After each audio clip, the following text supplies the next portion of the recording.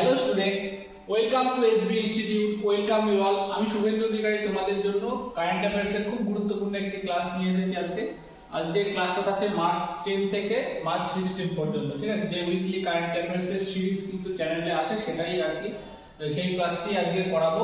ক্লাসটি খুব গুরুত্বপূর্ণ হতে চলেছে। যারা আমাদের চ্যানেলে নতুন, অবশ্যই চ্যানেলকে সাবস্ক্রাইব করে নাও এবং পাশে থাকা বেল আইকনটিকে প্রেস করে রাখো, যাতে প্রত্যেকটি ক্লাসের আপডেট আসার সাথে সাথে কিন্তু তোমরা নোটিফিকেশন পেয়ে যাও। চ্যানেলে কিন্তু খুব গুরুত্বপূর্ণ ক্লাস কিন্তু আসে, প্রত্যেকটা বিষয়ের আছে, প্রত্যেকটা বিষয়ের কনসেপ্টের কিন্তু ক্লাস কিন্তু চ্যানেলে রয়েছে এবং কন্টিনিউ কিন্তু ক্লাস হতে থাকবে। এরকম গুরুত্বপূর্ণ ক্লাস পাওয়ার জন্য চ্যানেলটিকে সাবস্ক্রাইব করে রাখতে হবে এবং পাশে থাকা বেল আইকনটিকে প্রেস করতে হবে। আর যারা দেখছো আমাদের ক্লাসগুলি, যদি অবশ্যই ভালো লাগে অবশ্যই লাইক, কমেন্ট এবং শেয়ার করো, ঠিক আছে? চলো তাহলে ক্লাস শুরু করবো। দেখো আজকে প্রথম স্লাইডে কি আছে? প্রথম স্লাইডে দ্য সিটিজেনশিপ অ্যামেন্ডমেন্ট অ্যাক্ট 2019। সেটা হচ্ছে যে প্রথম কি বলছে, সিটিজেনশিপ অ্যামেন্ডমেন্ট অ্যাক্ট। এই যে সিটিজেনশিপ নাগরিকত্ব আইন, প্রথম নাগরিকত্ব আইন কত সালে পাস হয়েছিল আমাদের? সেটা হচ্ছে যে 1955-তে। সেই আইনটি পাস হয়, সেই আইনটি অ্যামেন্ডমেন্ট অর্থাৎ যে কবে আর কি সংশোধিত হয়, প্রথম সংশোধিত হয় কিন্তু 2019 সালে। সেটা সংশোধিত হয়ে কিন্তু সেই অবস্থায় পড়েছিল, অর্থাৎ কার্যকারী ব্যাপারটা আর কি, প্রয়োগ যেটা আর কি বাস্তবে যার প্রয়োগ সেটা কিন্তু হয়নি। যার প্রয়োগটা কিন্তু হয়েছে এই যে মার্চের 11, ক্লিয়ার? এই বছরের মার্চে, ক্লিয়ার? তাহলে দেখো যদি আমরা দেখি যে অর্থাৎ যদি আমাদের কোশ্চেন আসে যে নাগরিকত্ব আইন সংশোধন প্রথমবারের জন্য সংশোধিত হয় কবে, তাহলে কিন্তু বলতে হবে 2019, নট 2024, ক্লিয়ার? এটা কিন্তু সংশোধিত হয়ে গেছে 2019-এ, এটা কিন্তু কার্যকারী হচ্ছে কিন্তু 24-এ, ক্লিয়ার? দেখো এটা হচ্ছে যে এটা পেয়েছে মিনিস্ট্রি অফ হোম অ্যাফেয়ার্স, একটু ARH একটু আগে পিছিয়ে হয়ে গেছে, ঠিক আছে? Ministry of home affairs enacted CAA, citizenship amendment act 2019 on 11 March, ঠিক আছে? অর্থাৎ যে এনঅ্যাক্টেড করেছিল ওটা কার্যকারী করা সিটিজেনশিপ অ্যাক্ট, যেটা আর কি 1955-তে আমাদের পাস হয়েছে, ক্লিয়ার? তাহলে বারবার বলছি এই জায়গাটা কিন্তু ভুল করলে হবে না, ঠিক আছে? সে ভুলটা কি? ভুলটা হচ্ছে যে যদি বলে সিটিজেনশিপ অ্যামেন্ডমেন্ট অ্যাক্ট কততে আর কি হয়েছিল, তাহলে কিন্তু 2019 বলতে পারতো, সরি অ্যামেন্ডমেন্ট কত হয়েছিল। যদি বলে সিটিজেনশিপ অ্যাক্ট কত, তাহলে কিন্তু 1955। যদি বলে এটি কবে আর কি অ্যামেন্ডমেন্ট অর্থাৎ যে সংশোধিত হয়েছে, তাহলে কিন্তু 2019 হবে, নট 2024, বুঝে গেল? এই হচ্ছে জায়গাটা গুলিয়ে ফেললে কিন্তু হবে না আমাদেরকে। চলো এই যে এবারটা জানবো আমরা যে এই যে সিটিজেনশিপ অ্যামেন্ডমেন্ট অ্যাক্ট আসলে কি বিষয়টা, অর্থাৎ এই আইনটির ভিতরে আসলে কি বিষয়বস্তু রয়েছে, সেটি হচ্ছে যে কি যারা আর কি অবৈধভাবে, আমি এক কথা এবং খুব অল্প কথা এই বিষয়টা তোমাদেরকে বলার চেষ্টা করি, সেটা হচ্ছে যে যারা অবৈধভাবে ভারতে এসেছে 2014 সালের ভিতরে, ঠিক আছে? 2014 সালের ভিতরে যারা ভারতে এসেছে, তাদের অবৈধভাবে যারা ভারতে এসেছে তাদের নাগরিকত্বের সঠিক প্রমাণ দেওয়ার ব্যাপারটা, ঠিক আছে? তার জন্য কি করতে হবে? তার জন্য তোমাদের নিজেকে কিন্তু আগে সরকারের কাছে ঘোষণা করতে হবে যে হ্যাঁ আমি অবৈধভাবে ভারতে প্রবেশ করেছি, এবং তারপরে কিন্তু সরকার সেই বিষয়ে সিদ্ধান্ত গ্রহণ করবে যে তোমাকে নাগরিকত্ব দেওয়া হবে কি না। এই হচ্ছে যে ব্যাপার, এটা হচ্ছে সিটিজেনশিপ অ্যামেন্ডমেন্ট অ্যাক্ট। আমি খুব অল্প কথায় তোমাদেরকে বললাম, ঠিক আছে? আগে তোমাকে কিন্তু স্বীকারোক্তি দিতে হবে, এবং এই স্বীকারোক্তি দিলে তুমি যে বাংলাদেশ বা পাকিস্তান থেকে ভারতে এসেছো অবৈধভাবে, সেই স্বীকারোক্তি তোমাকে দিতে হবে।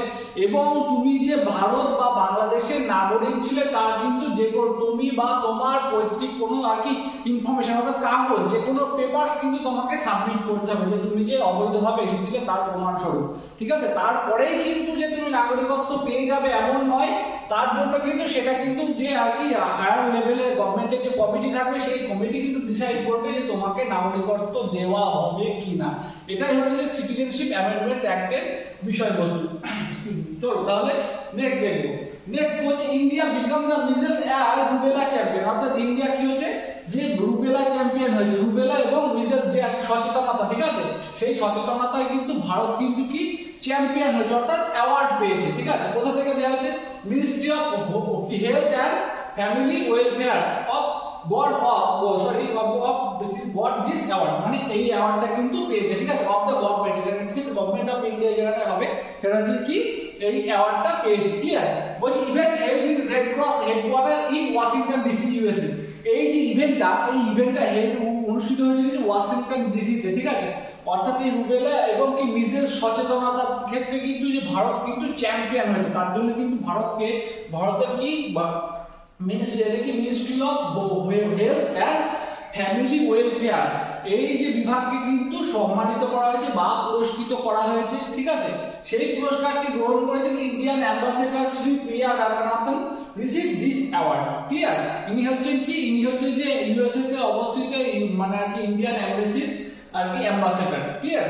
চলো তাহলে দেখো বলছে খুব গুরুত্বপূর্ণ একটি কারেন্ট অ্যাফেয়ার, সেটা বলছে ফার্স্ট ফ্লাইট টেস্ট অফ অমনি 5 ব্যালিস্টিক মিসাইল বাই ডিআরডিও, ঠিক আছে।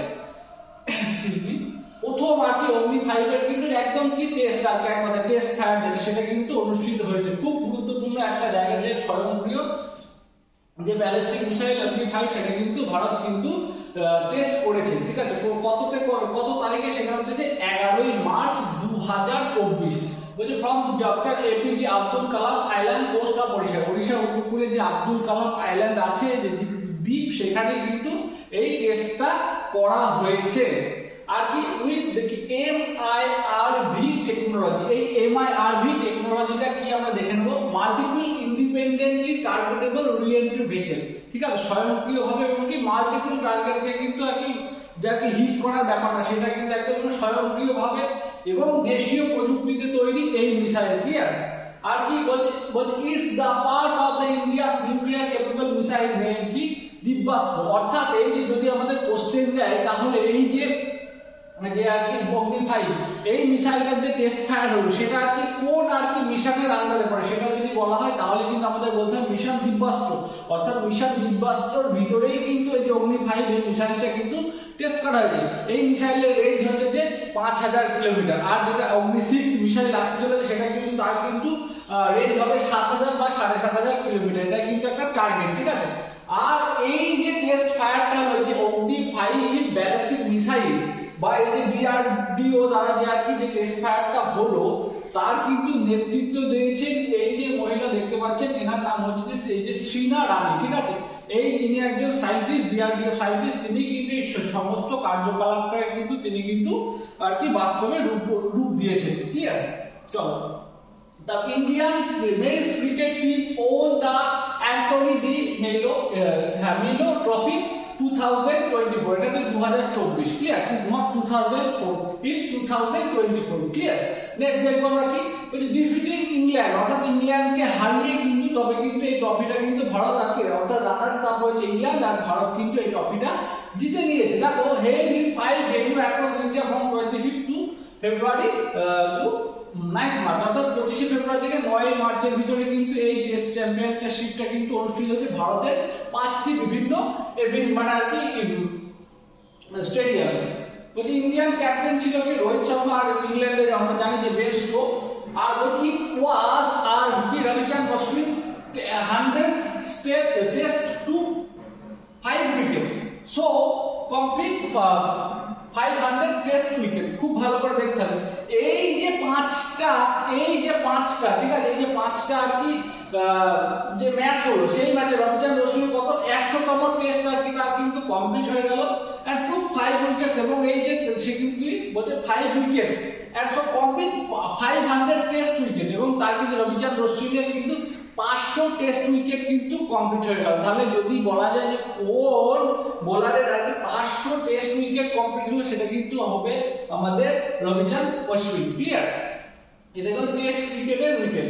আর কি Yashasvi Jaiswal was the top scorer 719, অর্থাৎ 719 রান করেছেন, এবং সেই কিন্তু এই টেস্ট সিরিজের কিন্তু ম্যান অফ দ্য সিরিজ হয়েছে, ঠিক আছে, sorry player of the series হয়েছে 719 রান করে, ঠিক আছে। It's the first ever test series where 100 sixes were hit, অর্থাৎ এটাই প্রথম আর কি টেস্ট সিরিজের ভিতরে এই খেলাটি মানে আর এই যে প্রথম টেস্ট সিরিজ যাতে কিন্তু 100টি 6 আর কি মারা হয়েছে, ঠিক আছে, 6টা হিট করেছে 100টি। After winning the test series Indian team, অর্থাৎ ইন্ডিয়া এই যে টেস্ট সিরিজ মানে ইংল্যান্ডকে হারিয়ে ভারতের এই যে জয়, এই জয়টা থেকে আইসিসি তে কিন্তু কি হয়েছে, ইন্টারন্যাশনাল ক্রিকেট কাউন্সিলে কিন্তু ভারতীয় এই যে মানে টেস্ট মানে এই যে টেস্ট টিম তার কিন্তু কি তাদের কিন্তু স্থান সবার উপরে উঠে এসেছে, ঠিক আছে, ইংল্যান্ডকে হারিয়ে জেতার কারণে, ঠিক আছে। চলো তারপরে দেখো 96 একাডেমি অ্যাওয়ার্ড অস্কার 2024, অর্থাৎ এই অস্কার অ্যাওয়ার্ড 2024 এই যে খুব গুরুত্বপূর্ণ, এটা কততম অস্কার অ্যাওয়ার্ড যদি বলো তাহলে আমাদের কিন্তু বলতে হবে 96। আর কি announce ceremony held in California USA, এই যে অ্যানাউন্সমেন্ট, এই যে ঘোষণাটা কোথা থেকে হয়? ক্যালিফোর্নিয়া থেকে, ইউএসএ ক্যালিফোর্নিয়া থেকে। আর কি ওপেনহাইমার যে ফিল্মটা কিন্তু যে আর কি রিলিজ হয়েছে সেই ফিল্মের জন্য কিন্তু 7টি কিন্তু অস্কার অ্যাওয়ার্ড কিন্তু পেয়েছে এই ফিল্মটার জন্য। খুব ভালোভাবে দেখতে হবে। ওই 7 ডিরেক্টর, তার মধ্যে ডিরেক্টর কে আছে Christopher Nolan, and best actor কি সিলিয়ান মার্ফি। এই দুজনকে কিন্তু, এই দুজনের নামই কিন্তু এখানে আমি রেখেছি। আরো কিন্তু 5 জন আছে যারা কিন্তু এই সিনেমা অ্যাসোসিয়েটেড, এই ফিল্মটার সঙ্গে অ্যাসোসিয়েট। অর্থাৎ যদি বলে কোন সর্বোচ্চ কোন ফিল্ম অস্কার অ্যাওয়ার্ড পেয়েছে, সেটা যদি বলে 2024 ওপেনহাইমার। ঠিক আছে, ওপেনহাইমারটাই কিন্তু 7টি অস্কার অ্যাওয়ার্ড কিন্তু পেয়েছে। আর কি 4 থিংস ওন 4 অ্যাওয়ার্ড, অর্থাৎ 4 থিংস এটা একটা মুভি যেটা কিন্তু কত 4টি অস্কার অ্যাওয়ার্ড পেয়েছে। আর the zone of interest won 2 awards, অর্থাৎ 2টি অ্যাওয়ার্ড কিন্তু পেয়েছে। আর একাডেমি অ্যাওয়ার্ড অস্কার কবে হচ্ছে, বাই কোথা থেকে দেওয়া হয় সেটা আমরা দেখব। কি academy of motion pictures arts and science, এটা থেকে কিন্তু এই সংস্থা থেকে কিন্তু এই যে অস্কার অ্যাওয়ার্ডটা দেওয়া হয়, যেটা কিন্তু কি যেটা হচ্ছে 1927 সালে কিন্তু তৈরি হয়েছিল। হেডকোয়ার্টার কি বেভারলে ক্যালিফোর্নিয়া ইউএসএ। তাহলে এর আর কি হেডকোয়ার্টার কোথায়? ক্যালিফোর্নিয়া ইউএসএ বেভারলেতে। ঠিক আছে, আর এটা কবে, এই যে সংস্থাটা কবে ফাউন্ডেড হয়েছিল? 1927। ক্লিয়ার। আর কবে প্রথম অ্যাওয়ার্ড দেয় সেটা কিন্তু 1929-এ। এটা ফার্স্ট অ্যাওয়ার্ডের 16 মে 1929। তাহলে আমরা কি পেলাম যে 2024-এ সবচেয়ে কোন ফিল্ম আর কি সর্বোচ্চ অস্কার অ্যাওয়ার্ড পেয়েছে, তাহলে কিন্তু আমাদের বলতে হবে ওপেনহাইমার। ক্লিয়ার, সেটা কিন্তু আমাদের বলতে হবে যে ওপেনহাইমার।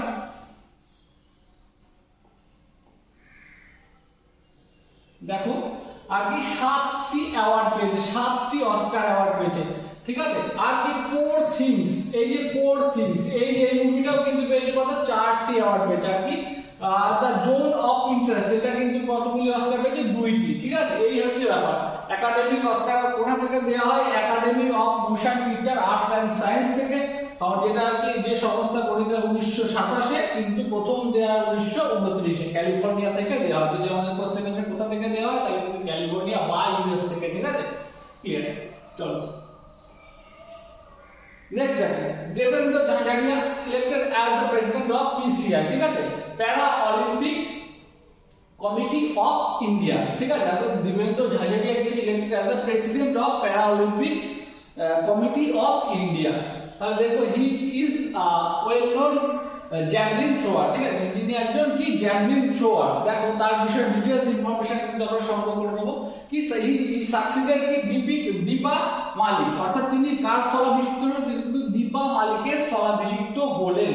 তারপরে দেখো প্যারা অলিম্পিক কমিটি ফাউন্ডেড 1992, অর্থাৎ 1992 কিন্তু এই প্যারা অলিম্পিক কমিটি কিন্তু গঠিত হয়। আর কি Devendra Jhajharia won gold medal 2004 Athens, গ্রীসে যে আর কি প্যারা অলিম্পিক হয় সেখানে কিন্তু তিনি আর কি করে একটি গোল্ড মেডেল জিতে, এবং 2016-তে যে রিও ডি জেনেরিওতে অর্থাৎ ব্রাজিলে যে আর কি প্যারা অলিম্পিক হয় তাতেও কিন্তু তিনি একটি গোল্ড মেডেল জিতে নেন। আর কি দি ব্যাগ খেলরত্ন, আর তিনি কিন্তু যে টোকিও অলিম্পিকেও কিন্তু তিনি কিন্তু রূপও জেতেন আর কি, সেটা এখানে নেই। আর he bag Khelratna, Arjuna award, Padmashri and Padmabhushan award, মানে তিনি এই এতগুলি অ্যাওয়ার্ড কিন্তু তিনি কিন্তু অর্জন করেছেন। আর তিনি প্রথম আর কি তিনি এখনো পর্যন্ত তিনি একমাত্র প্যারা অলিম্পিকের আর কি প্লেয়ার যিনি কিন্তু পদ্মভূষণ অ্যাওয়ার্ডে কিন্তু ভূষিত। এটা কিন্তু মনে রাখতে হবে আমাদেরকে। চলো তারপরে 5th international day of mathematics, অর্থাৎ যে পঞ্চম ইন্টারন্যাশনাল ডে অফ ম্যাথমেটিক্স। ঠিক আছে, সেটা কত তারিখ? 14ই মার্চ, অর্থাৎ এই যে গত গেল 14ই মার্চ, সেটা কিন্তু কি হচ্ছে 5th international day of mathematics. First celebrated 2020, অর্থাৎ দেখি 2020 সালে কিন্তু এটা প্রথম সেলিব্রেট হয়েছে। আর থিম কি আছে? Playing with math. ছোট ছোট যে থিমগুলো আমি বারবার বলি, যেগুলো ছোট থিম সেগুলো কিন্তু পরীক্ষায় আসার মতো, সেই জন্য বলবো এটা কিন্তু অবশ্যই মাথায় রাখবে। International day of action rivers, অর্থাৎ যে নদী যে সংরক্ষণের ব্যাপারটা সেটা বলছে 14ই মার্চ কত 2024 সালে। ঠিক আছে, বলছে ইটস 27th IDAR, অর্থাৎ international day of action rivers day. ঠিক আছে, এটা কততম? 27। তাহলে ফার্স্ট অবজার্ভ কবে হয়েছিল? 16 মার্চ 1998 অর্থাৎ 1998 থেকে কিন্তু এই দিনটি কিন্তু পালিত হয়ে আসছে। 2024 এই 2024 এর থিমটা কি, সেটা হচ্ছে ওয়াটার ফর অল। আমরা জানি যে নদী ছিল কিন্তু আমাদের পূর্বে, অর্থাৎ মানে নদী আমাদের অনেক, যদি আমরা ইতিহাসের দিকে তাকাই তাহলে নদী কিন্তু ছিল আমাদের একমাত্র জলের একমাত্র উৎস, যেখান থেকে কিন্তু আমাদের খাবার, পানীয় জল এবং সেচের কাজ সমস্ত কিন্তু সেই নদী থেকেই কিন্তু হতো। কিন্তু বর্তমানে তার কিন্তু আস্তে আস্তে বিবর্তিত হয়ে যায়, নদী বিভিন্নভাবে অ্যাফেক্টেড হচ্ছে আর কি, ঠিক আছে, মানে বিভিন্নভাবে ক্ষতিগ্রস্ত যে নদী আর কি, নদীর নাব্যতা কমে আসছে, সভ্যতার আর কি, আমাদের যে আধুনিক সভ্যতার আর কি কুপ্রভাব যেটা কিন্তু নদীর উপরেও পড়ছে, ঠিক আছে, পরিবেশ তথা নদীর উপরে পড়ছে, ঠিক আছে, সেই জন্য কিন্তু সেই জল কিন্তু আস্তে আস্তে কিন্তু অত্যন্ত দূষিত হয়ে যাচ্ছে। সেই বিষয়গুলোকে কিন্তু মাথায় রেখে কিন্তু এই ডেটা কিন্তু পালন করা হয়, যাতে এই সচেতনতা বৃদ্ধির উদ্দেশ্যে। চলো next, rising day of CISF। CISF, what is CISF? That is Central Industrial Security Force। দেখো ডিটেইলস দেখে নাও। সেলিব্রেটেড অন 10th মার্চ, এটা হচ্ছে রাইজিং ডে, অর্থাৎ যে CISF এর যে প্রতিষ্ঠা দিবস বলতে পারো, সেটা কততম হলো, এটা কিন্তু 55তম, ঠিক আছে। আর দেখো ফাউন্ডেড 1969, কত সালে গঠিত হয়, সেটা হচ্ছে 1969 আন্ডার দা CISF অ্যাক্ট 1968, অর্থাৎ CISF আইন 1968 ভিতরেই কিন্তু কত আর কি 1900 মানে যে আইন পাস হয়েছিল সেই আইনের নিচেই কিন্তু এই যে কত 1969 সালে কিন্তু CISF কিন্তু গঠিত হয়, ঠিক আছে। আর কি CISF central industrial security forces, এটা সিকিউরিটি ফোর্স হবে, clear, headquarter new Delhi, clear. আর কি ডিজি নীনা সিং, এর ডিজি আর কি ডাইরেক্টর জেনারেল কি আছেন, তিনি হচ্ছেন নীনা সিং, ক্লিয়ার। চলো, Sudha Murthy nominated as the member of the Rajya Sabha by the president, অর্থাৎ সুধা মূর্তি কিন্তু যে রাজ্যসভার নতুন একজন আর কি রাজ্যসভার যে 12 জন সদস্যকে রাষ্ট্রপতি নমিনেট করতে পারে as per the Indian constitution article number 80/3, অর্থাৎ 80 ধারা অনুযায়ী কিন্তু যে রাজ্যসভায় যে 12 জন সদস্য কিন্তু রাষ্ট্রপতি কি করতে পারে, নির্বাচিত না মনোনীত করতে পারে। খুব ভালো করে মনে রাখবে, সেটা কত 80 ধারা অনুযায়ী। তাহলে সেই দাঁড়ি একজন আগে যে সুধা মূর্তি, তাকে কিন্তু রাষ্ট্রপতি দ্রৌপদী মুর্মু, অর্থাৎ তাকে কিন্তু একজনকে যে সুধা মুর্মুকে কি করে সুধা মূর্তিকে কিন্তু নমিনেট করেছে রাজ্যসভাতে, ঠিক আছে। বলছে দেখো nominated done under the article 80/3 of Indian constitution, Sudha Murthy is a well known philanthropist, author and কি পদ্ম অ্যাওয়ার্ড, ঠিক আছে। এই হচ্ছে ব্যাপার, তিনি পদ্ম পুরস্কার পাবো এবং তিনি একজন বিশ্বপ্রেমিক বা মানব প্রেমিক বলতে পারো, ঠিক আছে।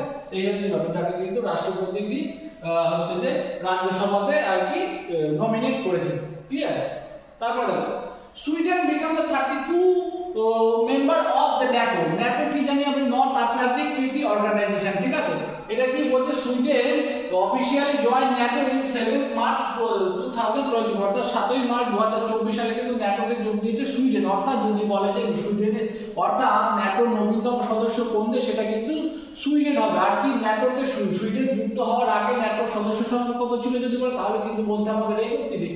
আর যদি বলে বর্তমান সদস্য সংখ্যা কত, তাহলে কিন্তু বলতে হবে 32, clear. NATO North Atlantic Treaty Organization founded in 1949, ঠিক আছে।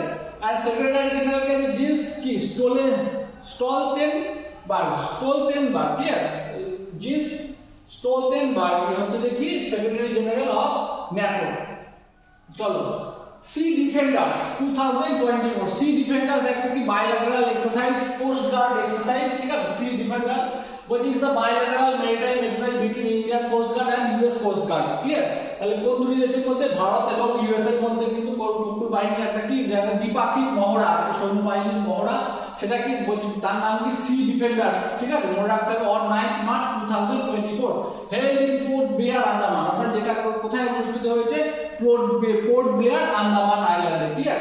তারপরে দেখো RPF holds the highest number of women personnel among CPF, দেখো RPF হচ্ছে রেলওয়ে প্রোটেকশন ফোর্স, সেটা কিন্তু সর্বোচ্চ আর কি, তার ভিতরে এই যে CPF অর্থাৎ সেন্ট্রাল পুলিশ ফোর্স, ঠিক আছে, সেন্ট্রাল পুলিশ ফোর্সের ভিতরে যে মানে আর কি যে আর কি বাহিনী, সেই বাহিনীর ভিতরে কিন্তু তার মধ্যে কি RPF আসছে, RPF CRPF এগুলো কিন্তু আসছে।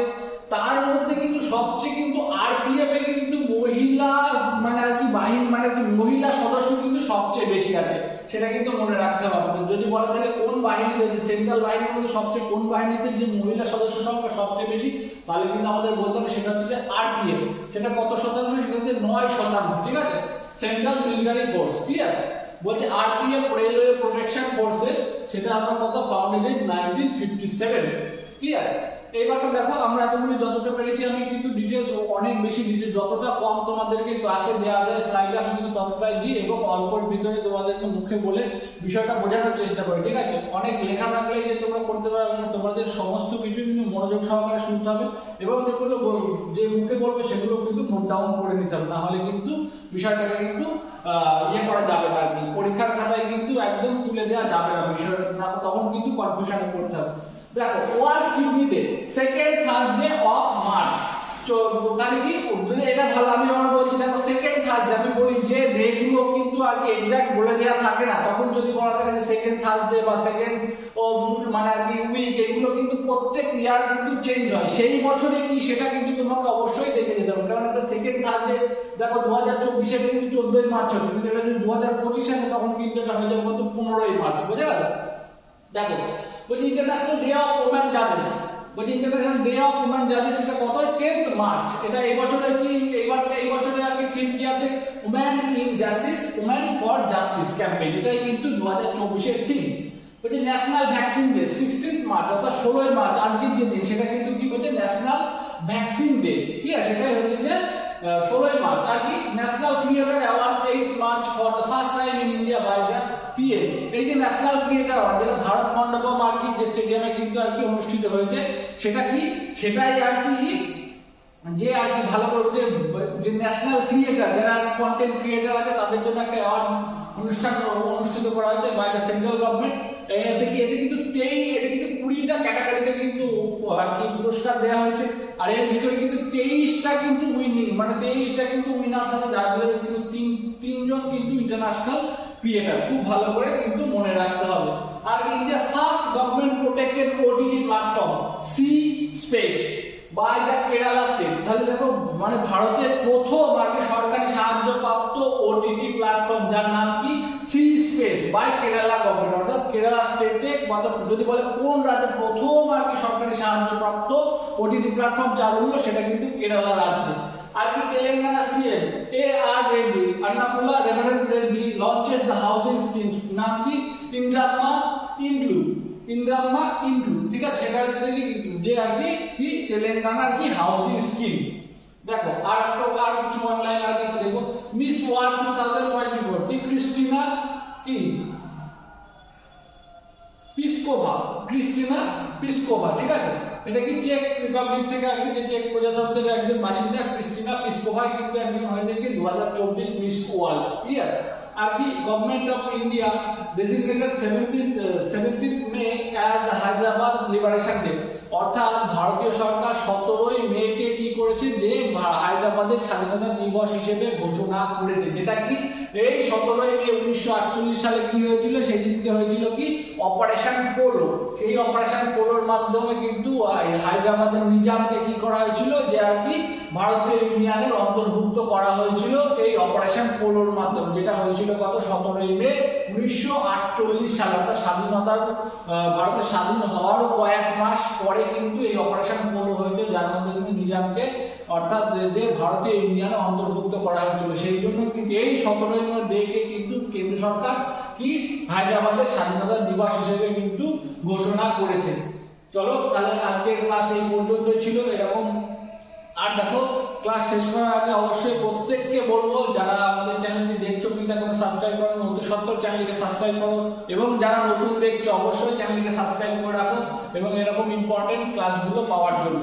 আরো একটা বিষয় তোমাদের যারা প্রত্যেকের আর কি ফুড এসাইড এক্সাম হলো, যতদূর যা শোনা যাচ্ছে যে কোশ্চেন খুবই সহজ হয়েছে, এবং আমরা আশা করবো তোমাদের আর কি যারা আমাদের চ্যানেল দেখে উপকৃত হয়েছে তারা দেখতে থাকো, এরকম আপকামিং আরো যে পরীক্ষাগুলো আছে সেই সব পরীক্ষাতেও তোমাদের আর কি সম্ভাব্য কোশ্চেন কিন্তু আমরা প্রোভাইড করতে পারবো। সম্ভাব্য গুরুত্বপূর্ণ আর কি যে আর কি কনসেপ্ট, সেই কনসেপ্টগুলো এমন ভাবেই তোমাদের করাবো যাতে আর কি প্রত্যেকটা বিষয় তোমাদের কিন্তু ক্লিয়ার হয়ে যায়। সেই জন্য সাথে থাকো এবং দেখতে থাকো SB institute. Thank you everyone, thank you for watching. Till then stay focused on your goal. দেখা হচ্ছে পরবর্তী ভিডিওতে।